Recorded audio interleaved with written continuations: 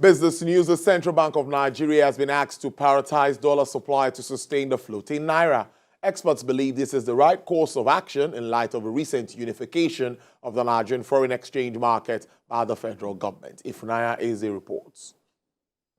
The recent liberalization of the foreign exchange market has instituted a pricing mechanism that reflects fundamental forces in the foreign exchange market. An economic expert, Johnson Chukwu, analyzes the policy regime and believes the forex harmonization policy is a bold step for the economy. According to him, clearing up the dollar backlog is vital to attracting foreign portfolio investors. Foreign investors will consider this as a positive. It may not necessarily trigger a delay of inflows. Investors are going to look at the valuation of local currency instruments. They look at inflation rate.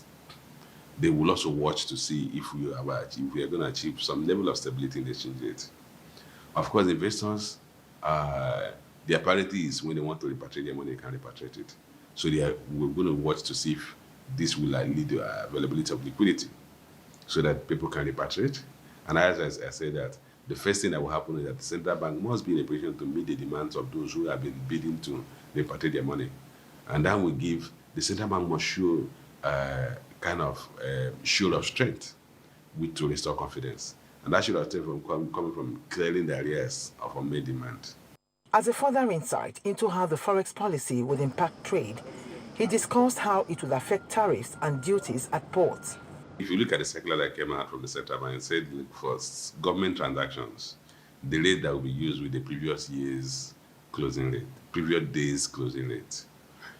So if that be the case, it simply means you have to go and pay duties, or you have to pay the government taxes. Then they will use the preceding day closing balance, which then means that customs duties and such charges will be paid using the market closing rate the previous day to the day that payment is made.